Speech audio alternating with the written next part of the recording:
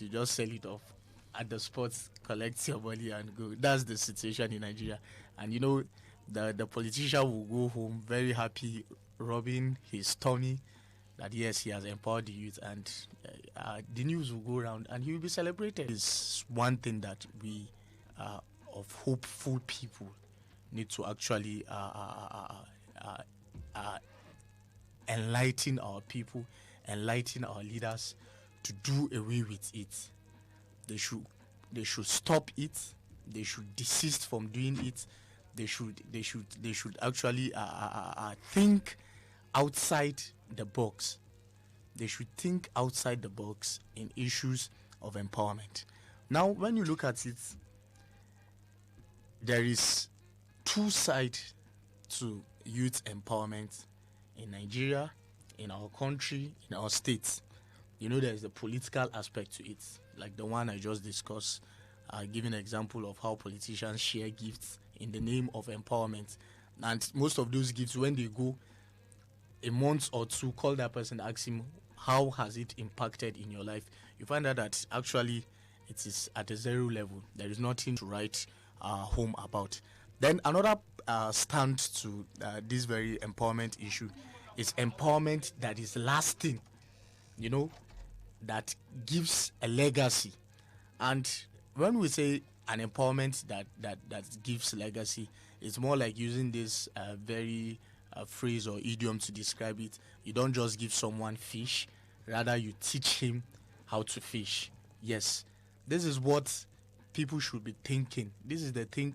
This should be the thought of every politician. Okay, how do I really impact? How do I leave a legacy in the life of so number of youth? How do I call them? How do I empower them positively? It is not about the material gifting, the financial gifts or whatsoever. No, how do I do something that will be lasting, that will last the test of time? That tomorrow, even after I've exited power, I've lived, when I sit back home, the Malam Nasir Ahmed El-Rufai led administration have taken a leaf from what we consider as the old order and have set the pace for what we see now, and we cherish and we value looking at it as the new order in doing things. The empowerment, or let me say the youth engagement that the Malam Nasir Ahmed El-Rufai has brought on board is one that doesn't give manner the government of today run. You understand that yes, there is a fusion, there is a mix of the old and the young. There's a fusion of those who had experienced Nigeria in the early days and those who are experiencing or trying to bring change in the current dispensation or times that we live in. So there's a fusion. I am a youth, I'm a graduate, I'm intelligent enough, I have ideas that can better the lives of the citizens of Kaduna State. And we have a government that we know, yes, they were elected, they are serving, they are in their sixth year at the moment, and they are in search of ideas. I believe most of our listeners will take it home that ideas in governance most times doesn't come from the chief executive officer of the state. No, that is why he has a team of advisors. That is why he has a team of policy makers. That is why he has a team of policy implementers. That is why he has a team of people who engage purely on research. How do we bring in ideas? How do we bet forth ideas, incubate them, and present it to the public? Will it be acceptable? Can we implement it? So all this can only be done if the government gives attention into what an inclusive form of governance that will carry the youth along. And that is what this government is doing. It is to the credit of this government that yes, since the coming of this government, it has worked very closely with the youth. So you can see the empowerment that Malam Nasir El-Rufai is offering to the youth of Kaduna State is one that is inclusive, that is legacy based, that is to say, even after his administration, youths who have partook and benefited from this very inclusive system of governance will go home with experience, will go home with technical know-how. They will have a better understanding and have a better view of what governance is all about. Yes. Well, so you see, actually, the issue here is inclusiveness, and you can't shy away from that. He has really given his best in trying to carry the youth along within the public, the political cycle in terms of appointments. The youth idea. Then when you also look at the civil service, the Kaduna State Civil Service, there is a fusion of both the old. We know, yes, some of our parents are still within the service. They have worked for 30 years, 20. They are still in the service. You can't neglect the experience that they have. But there is a need to do what? To fuse in young people who will actually bring in new ideas on how things will be done. And this is already being done. You can see in the Ministry of Education, young people are being employed as teachers. And we have a Ministry of Business, Innovation and Technology, a very smart ministry where the ideas of business, innovation, and anything that has to do with technology is being discussed there. And you go there, you know that, yes, this is what this administration is presenting to the youth. And there are several examples, that one can look onto. Examples, Jesse, I see a departure from the old order, with what Madam Nasir El-Rufai is introducing into Kaduna State. And just like you said, national development or development of any state or nation, it must be centered around the youth. Yeah. Okay. This, for the future, I'm looking at the future thing now. I'm looking at 2023. I'm looking at youth participation in 2023. With all that is coming out from Kaduna State, I mean, it's one state to give an example of or make an example of. Yeah. How is this going to bounce back on youth thinking and, of course, looking at the future for the youth? Will this have an impact on, even elections as we get ready for 2023? Yes. The ball has already been set rolling, and it's rolling in a way that everyone is having full gaze on it. Attention is being placed, looking at what is happening. I would like to draw our attention to the just concluded local government election. Let's just put that on the table and look at it. You get to find out that, okay, for the first time, or let me say for the second time, since this is actually the second local government election that this very administration have held, you find out that there are very young and vibrant youths who have been elected, and some have served, while some are still serving at the local government level. Just the recently concluded election, we have chairmen who are within their early 30s that are today CEOs of their local government. And for sure, one thing that always spouts the youth is that anytime that they are being given a leadership position, you will want to justify you being there. That confidence that have been reposed on you, you want to justify, you want to bring in, you want to do something different, that yes, tomorrow it will serve as a legacy. You will be remembered for that.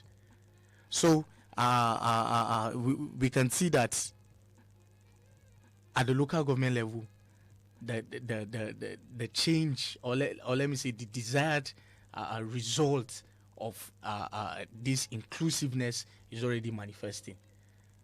There are some chairmen who have worked closely with the government, and today they are heading their local government. The experience that they have learned from the state government, the experience that they have learned standing outside, studying the system of governance that is being operationalized here in Kaduna, and having the encouragement that the government, because it is one thing to say, oh, I want to contest or aspire for a position, and it's another thing for you to have the backing or the encouragement of the system. We have heard stories and we have read about it where in some states, if you dare to say you will contest, the first thing is that they will call you for a meeting and tell you it's either you forget this ambition or just though you are going on a wasteful venture, you will spend your money without any commensurate success because you won't be carried along. Yeah. So, but what we have here is something that will give encouragement back to the youth. You look at young people who are actually thriving, who are looking at this very thing called governance in another perspective because of what they were beneficiaries of this inclusive form of government that had the youth at the heart, or let me say the front of it all. So that is what we have today. And in connecting it with what will happen in 2023, definitely I know that certainly for sure that more youths are going to come out to see how they can be in charge, to see how they can, let me aspire at my own constituency. Let's start from the State House of Assembly. I'm not Let's start preempting, from but from the are we local looking at government. a young governor or youthful governor? I'm not preempting. I'm just asking because of the platform is being laid out. I mean, we see it. So, yes, take it from there. Yes, we can't actually deny the fact that we may have a youthful governor, but if it doesn't manifest that we have a youthful governor, it is very certain that the team that will constitute the government of 2023 will be having a very large number of the youth in the front tiers, or let me see, in the center of whatsoever office, whatsoever arm of government within the state. So it is something that it might manifest in the legislative arm. The executive arm will also have its own share of it, and if that is being achieved, I believe Kaduna will set itself on another trajectory that moving forward in years to come, definitely we can make bold to say we will have a youthful governor. When I mean a youthful governor, I don't mean someone who is in his 50s, no. Someone who is in his 30s or 40s, and definitely not just the age, but in terms of ideas, in terms of skills of governance, in terms of his orientation, you will see that yes, this is a very youthful person who is ready to put down his very own best for the growth, development, and progress of the state. I want to look at one area that it catches my attention each time I look at it. The Kashim Ibrahim Fellows. Yeah. This is one, area where Malam again, he is the brain and the box behind all of this that get these young ones, the best, the best of them, and then prepare them for leadership role, prepare them for, aspiring or getting into doing businesses and all of that. Yes.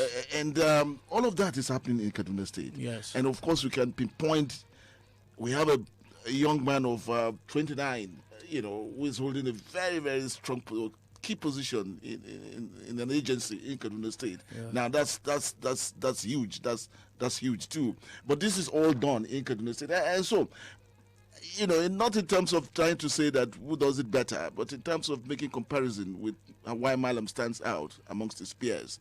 What are those things that you're looking at? Okay. Looking at you brought the issue of the Kashim Ibrahim Fellows.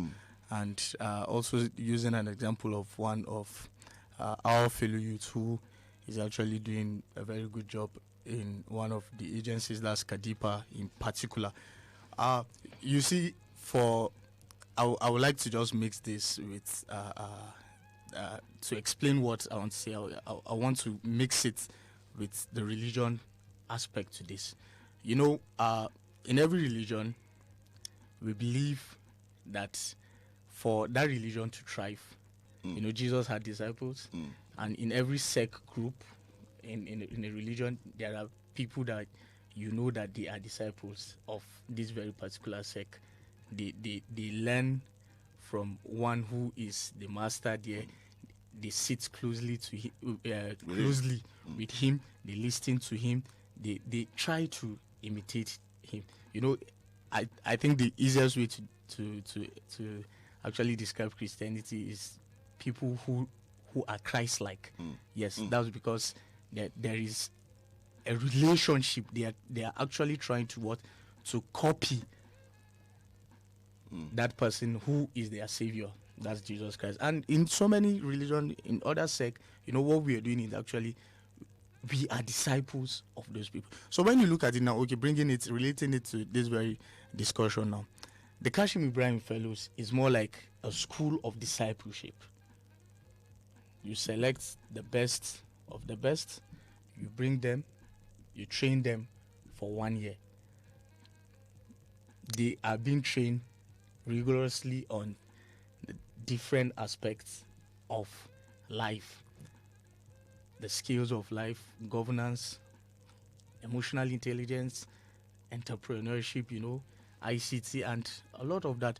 And after being trained, they are being sent to agencies within the government to have a first-hand experience. You know, there is one thing that silence argument. It is results. And the only way you can give out results is when you have a first-hand experience of how to do that thing, the know-how on how to carry out a particular task or a particular assignment. So that this is what Kashim Ibrahim Fellows exposes the youth. They get the teaching firsthand. So when they go outside, they know how to manipulate. They know how, they have heard from the one who has been there. They don't just sit with the governor or some commissioners and learn from them. No, there are a series of speakers that are being brought in to sit down with them, lecture them, and engage them, explain to them the dynamics of leadership, the concept of governance in Nigeria, how Nigeria should be, what should be coming out of Nigeria, the expectation of Nigerians, how leaders have failed. They are being exposed to these truths, and these truths are not just coming from people who have not been there. No, you have people who have served, some who are still serving. They come, they sit down with them, and they expose them to this truth. So now you can see that the inclusiveness is something that even starts with the mindset. They are being reorientated, they are being educated, new information is being passed into them.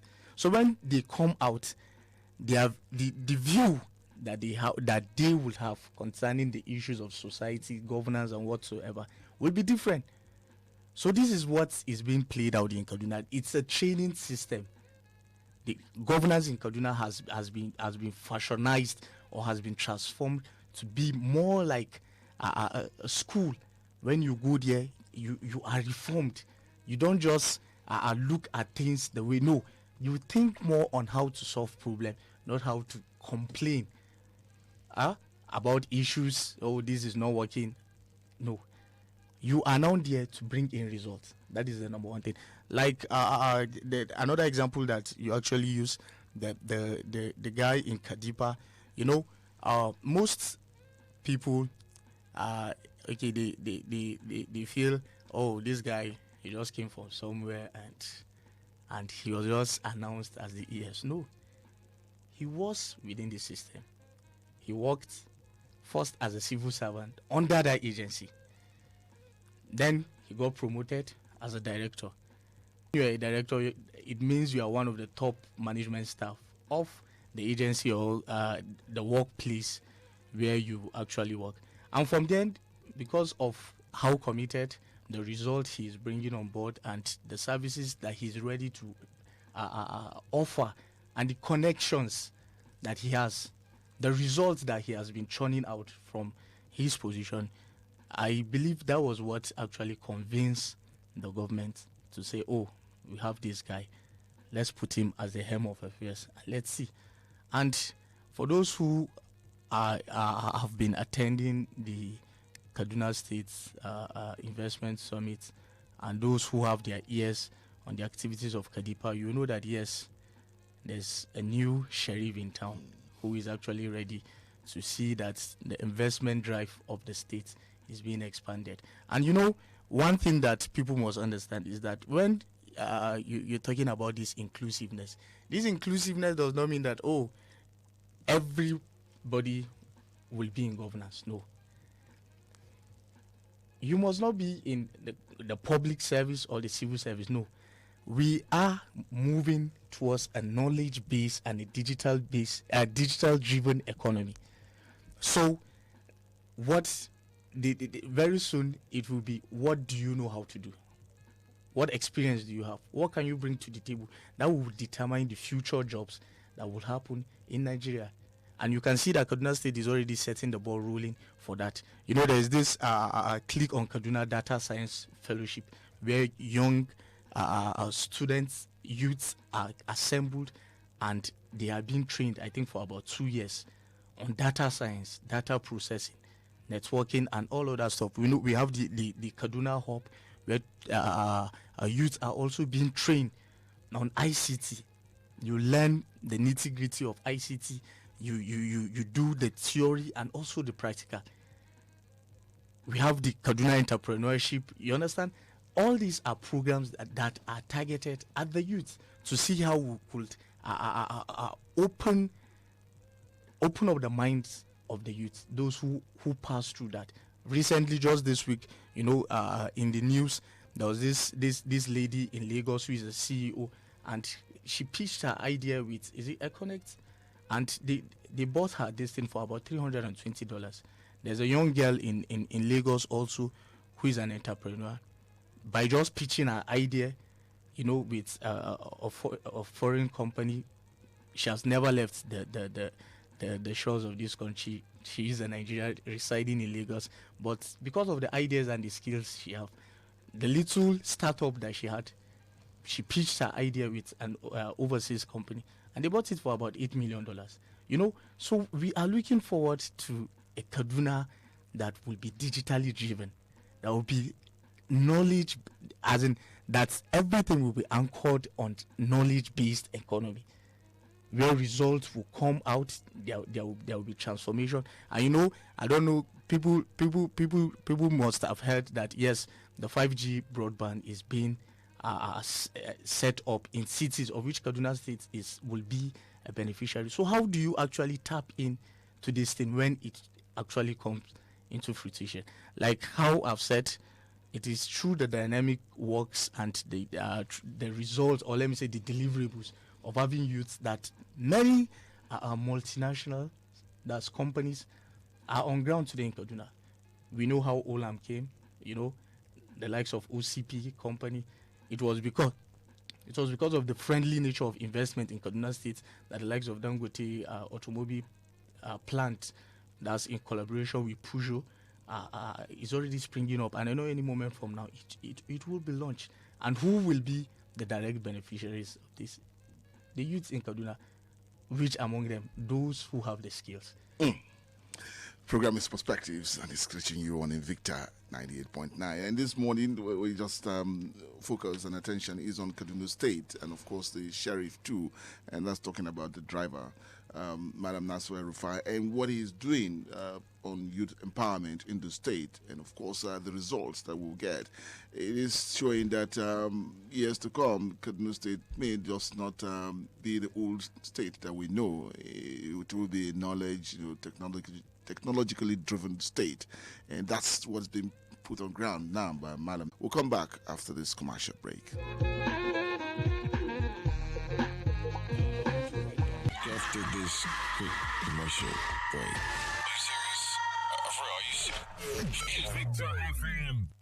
You want to find your perfect match, the right girl or guy, a job that showcases your talent, a house that fits your taste. How about the right mattress that suits your body build, age, lifestyle, and budget? Visit www.muka.com/buy-right or any Muka outlet to find the right Muka for you. Endorsed by medical experts, Muka gives your body the support it needs so you wake up feeling good and ready to take on the day. Muka, adding comfort to life. Wani yana tambaya ta, wai me zan yi idan na samu nasarar lashe wasu makudan kuɗaɗe? Na yi tunanin na naira miliyan 1. Sai na gane yawan su bai kai haka ba fa. Watakila da kamar naira miliyan 5 ko 10 zan yi. Kamar yadda mafarkin ka ya zama gaskiya ta hanyar shiga gasar Airtel Recharge and Block Promo ta inda kowa zai iya samun nasarar lashe kyauta. Cika ka'idar adadin saka kati a mako don ka more kyautar kudade da yawan su ya kai naira miliyan 100. Gasar za ta ci gaba har zuwa watan Disamban shekarar 2021. Don ƙarin bayani danna *444*4#. Airtel, the smartphone network. Mama, malama ta ce kashi 60 na kwalkwata zai samu ci gaba in na kai shekara 5. Da gaske? Sai kuma me ta gaya maki? Ta ce ina bukatan ayon a cikin abinci na domin ci gaban kwakwalwata. Wannan gaskiya ne, shi yasa nake baki Cerelac Junior a kullum. Yana samar da rabin ayon da jikinki yake bukata a koda yaushe. Kai, maɗanɗano Cerelac Junior na da daɗi. Cerelac Junior tare da Iron Plus. Komai yayi daidai, mama. Thank you. Mr. Chairman, you may proceed with your remarks. Distinguished guests, ladies and gentlemen, please join me with a round of applause and let's celebrate this iconic brand, Julif Rice. With Julif Rice, the era of expired rice, unhealthy and stone-filled rice is over. Julif boiled rice is proudly Nigerian, produced with Julif Rice, carry go. Steffi. I said I must look for the boss lady today. Ah, my sister. I almost didn't recognize your shop. See how you've loaded everywhere. Hey, business has been good. Is it not the same business I'm doing? My sister, come and upgrade. Ever since I embraced the SME Grow My Business by Zenith Bank, my business has just been booming. Talk true. SME Grow My Business is more than a bank account, though. First, the bank gave me a very low interest loan to stock up. Then they helped me list my business on Google My Business to over 100 million Nigerians. Wow! Oh yeah, come and give me the code. And lots more. Visit any Zenith Bank branch or www.zenithbank.com/SME now to get started. Zenith Bank, in your best interest.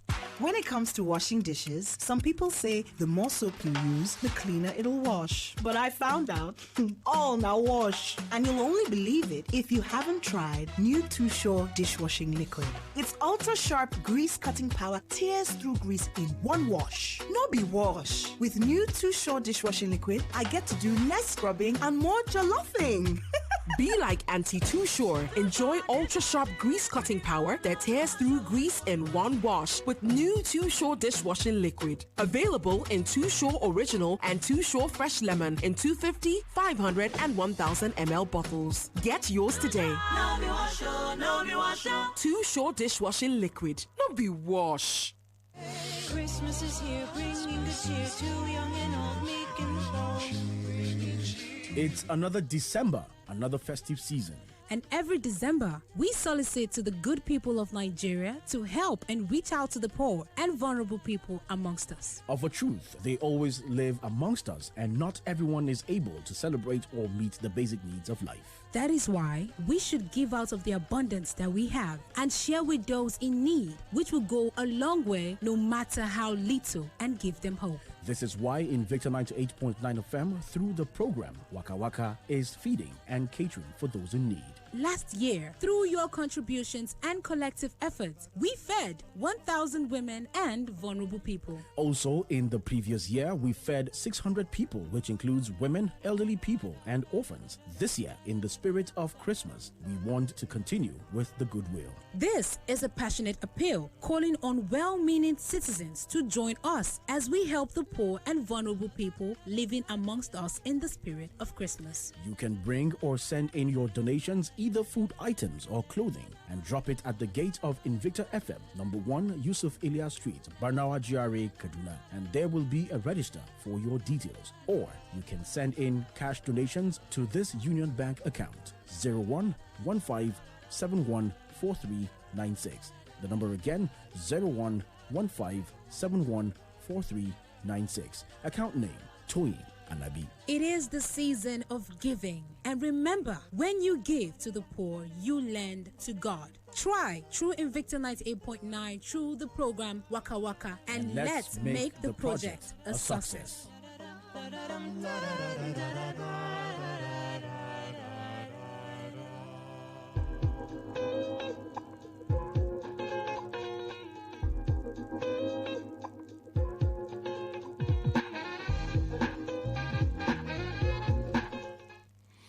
Back with you on the program Perspectives this morning, and attention is on Kaduna State and the youth empowerment programs that Madam Nasser Erifai is giving out to the young ones, aimed at better citizens to the state and to the country.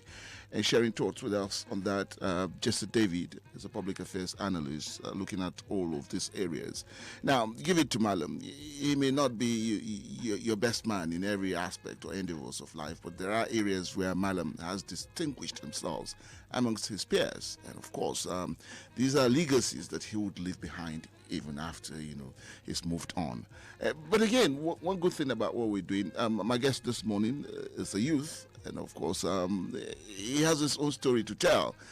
We talk about, all we've been talking about, ideas. And what we know about ideas is that ideas rule the world. And so with your idea, creativity, and all of that, you can distinguish yourself. Now, just David, too, in one way or the other, he is benefiting from, what the state, can notice about young ones, growing up and trying to distinguish themselves. His story is that, he was also discovered for ideas and what he has or what he can offer. So just your story on that about, government recognizing you too. Well, sharing the story about recognition. Well, as I've said before, it's ideas that actually rule the world, and your ability to pitch your ideas or have an audience who will actually share in that dreams or that aspiration that you have is one thing that non-state government is actually doing. I remember there was this summit we attended, and a young lady stood up. The governor was in attendance, and a young lady stood up and she asked a question that has to do with the environment in terms of waste recycling, and she asked the question, and she even went ahead to give some additional explanation to the question she asked. So when the governor was to respond, he actually loved the idea she brought, opening up his after her NYSC, that's a youth service, he's going to give her an employment, and she got an employment not just in the civil service but at the public service to bring in her ideas and stuff like that. Someone like me, I have been in the system, as you addressed me as a public affairs analyst. We understand that there is a great gap, between the governed and those who are governing. That's between the followers and the led. So we decided to consciously go close to see actually what is happening. Why is there mistrust? Why is there misconception? What is it that this government is actually doing? And they are getting it right, but the orientation outside there, it's on the negative. So we went close, and what we saw was actually different.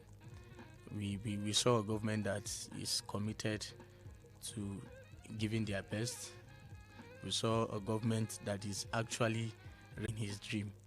Yes, we have a system that they don't just dream, they dream it, they actualize it, and they achieve it.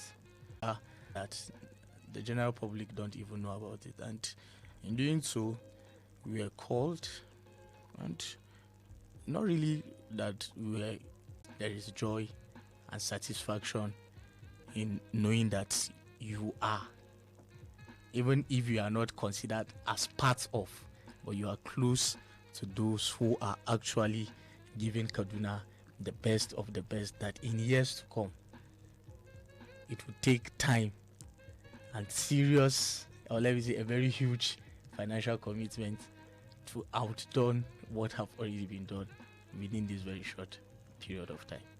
So that is just the story. And what keeps on going is the hope that there is a brighter tomorrow for the youth of Kaduna State. I see no reason why someone should sit back and, you just dish out always complain about how road is bad, complain about this. It's good to, air your grievances, but you must look at how you will contribute to the system. As I've said earlier, it is ideas that rule the world. What do you have, if being called, what do you have in your hands to present? I love stories from the Bible when Jesus fed his followers, that's the 5,000 people with fish and bread. He didn't just sit down after they said they were hungry and he said, no, be filled. Then the people were filled and there was something. Someone presented something and that was the miracle. So you shouldn't just come empty-handed. Have an idea and present it. If it is worth buying, believe me, this government is ever ready. And I think one thing that distinguishes this government is accessibility. You have numerous pathways or routes to actually engage the government. The government is on social media. Most of its officials on the social media, they have emails. You can mail them, tell them, oh, this is what I feel should be done. This is my idea. And if it's something that is worth cashing in, I definitely will be called upon and to see how you can actually contribute your best. So that is just the story. And as I've said, it is something that we are doing with joy and we'll keep on doing it. We'll keep on pushing for the best in Kaduna State. Yeah. All right. Yes. So don't just sit back or hide it. What do you have? Bring it out to the open. You never can tell. You never know. Someone is just there watching, and of course, opportunities that this government is giving out for you to, bring out the best in you. Numbers to call to be part of this program or conversation: 081 40,000 989, 081 40,000 989, or 070 87 800 989, 070 87 800 989. Hello, good morning. Good morning, Toyin Alabi. Good morning. I'm Job International. Job International, let's hear you. I greet your guest. Thank you, good morning. My first take, I want to appreciate your guest by telling us what they are doing about the youth in Kaduna. And it's a wonderful one. But I want to say something categorically.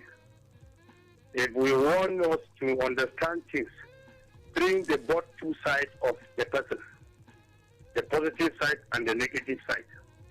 The public will know which one is the one to emulate, not the one that you want us to hear, not seeing the truth of the other side. Yes, we know that the governor of Kaduna is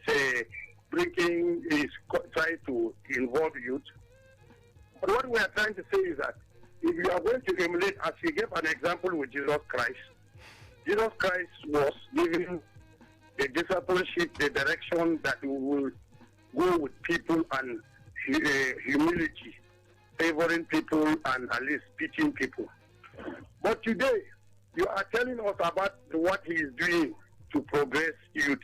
But what about if you are going to train people in the way manner, the governor to be emulated, the way he is refusing to take court injunction against him, or the one that he sacked people without pity, or the one that he increased school fees to deny school students from going to school from the universities in a castle, or the polytechnics, or the colleges of education. When the previous government was giving scholarship, the previous government the school fees was very small. But today, the 23,000 school fees today is about 300,000, 150. Is that what we can emulate?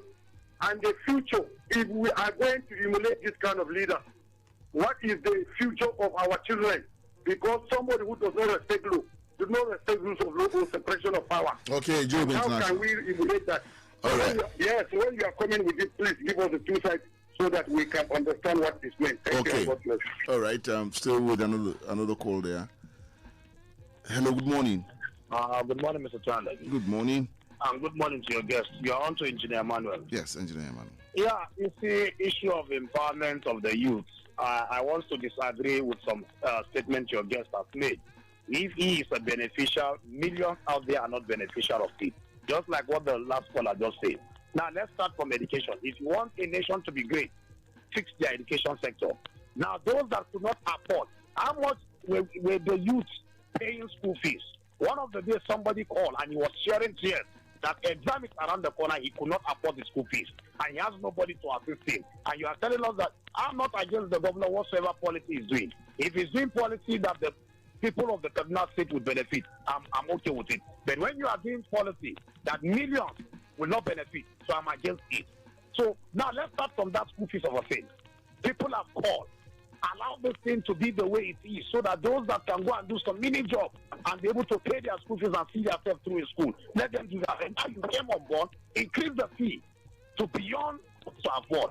That is right the way. Now you're talking about Olam. How many people are working in Olam? We were expecting that the Arewa Texai and ban all these things should come on board. I know how many millions of people that are getting jobs there. If those industries are, then we know that they are thinking about the masses. They just abandon that one, keep telling us that Pigeon Automobile don't go take this, don't go take that. Is that our issue? There are issues that you will do that people say yes, of a truth. This policy is for the masses. All right. And not for the youth. All right. Engineer Emmanuel. Okay, well, let me just take one more call and then we'll come back to our guest. Hello, good morning. Hello, good morning, Mr. Toyin Alabi. Good morning. This is Mr. Vincent from Maraban Rido. Okay, Vincent. All right. I greet your guest this morning, Mr. David. Good morning, sir. Good morning, sir. You see, the two callers have said it all. You are bringing a policy that will help people, and the youth cannot go to school. You know, the most important thing that the nation can achieve from their government is education. Educate people. Let people know my right and what is their right. Today, parents cannot pay the children's school fees. And they are saying that they are bringing the policy that will help the people. Many markets have been destroyed. No one has raised up apart from Kaswama Geni. Many families today, parents cannot feed their children because they lost where they are earning their daily bread. Today, some are homeless because their houses are destroyed and there is nowhere for them to lay their head. Please, we know that most of us, we are not participating in a politics, but we listen to the politics programs. We know what to say and what not to say. Please and please, let the government do something for Kaduna State people. Thank you. Okay, Vincent. All right. David, Jesse, over to you. From the respondents, actually, there's a pattern, it's a sequence, and Mr. Job, who is someone I know closely, has already set the ball rolling for them, and I expected those responses. Well, actually, as from the issue he raised, what copying from the governor, issue of not respecting court orders and stuff.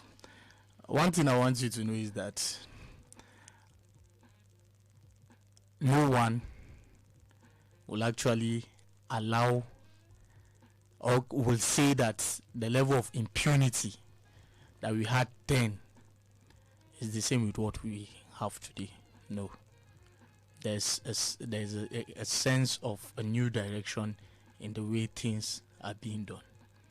And as you know, just recently, in 2015, someone did a publication, is it Unity newspaper, about the governor not declaring his assets. He charged them to court and he won the case.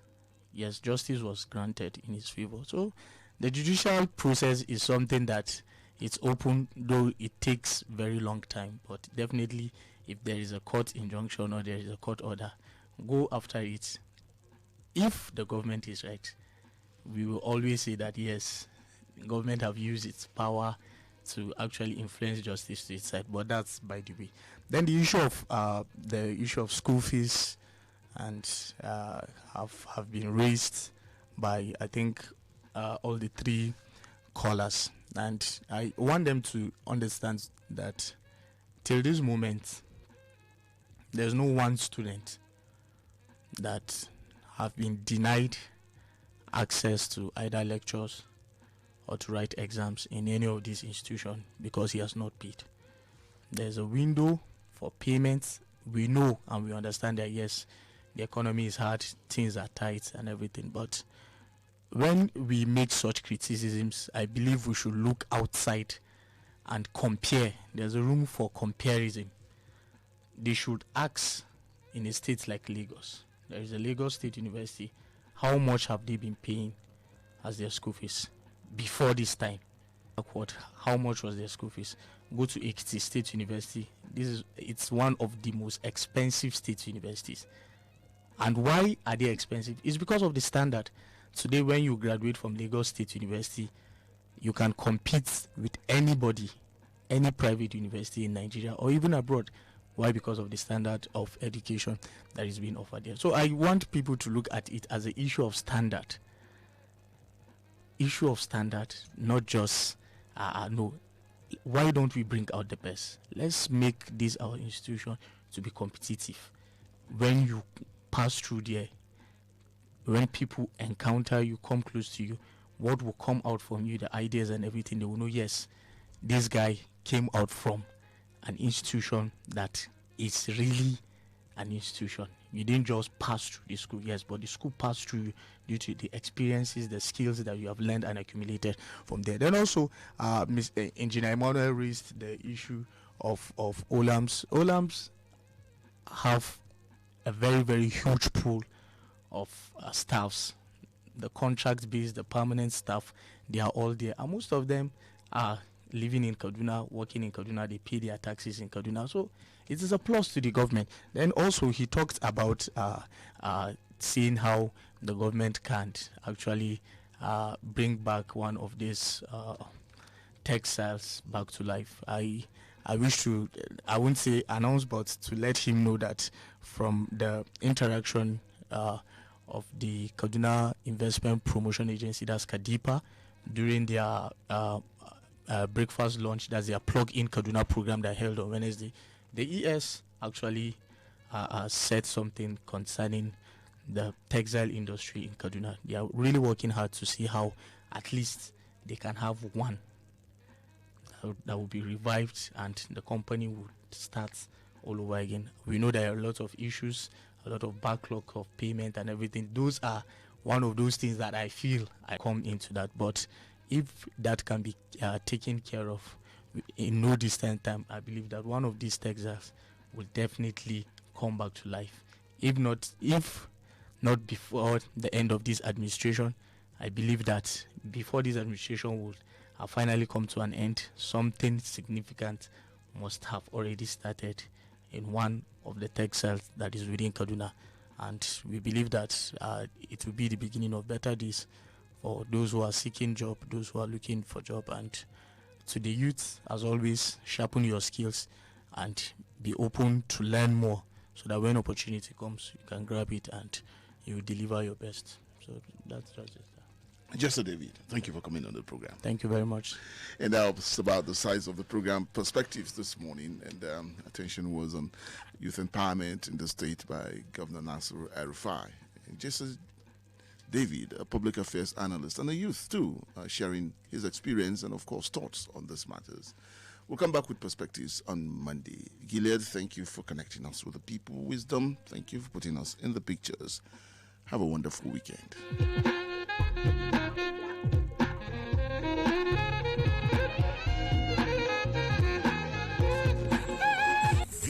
Your station. Thank you.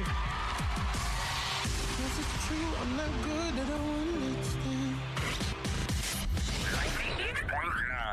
Kowa na buƙatar sanin abin da ya dace da shi, walau budurwar da ta dace da kai ko kuma saurayin da ya dace da ke. Yaya lamarin katifar da ta dace da jikinku, shekarunku, tsarin rayuwa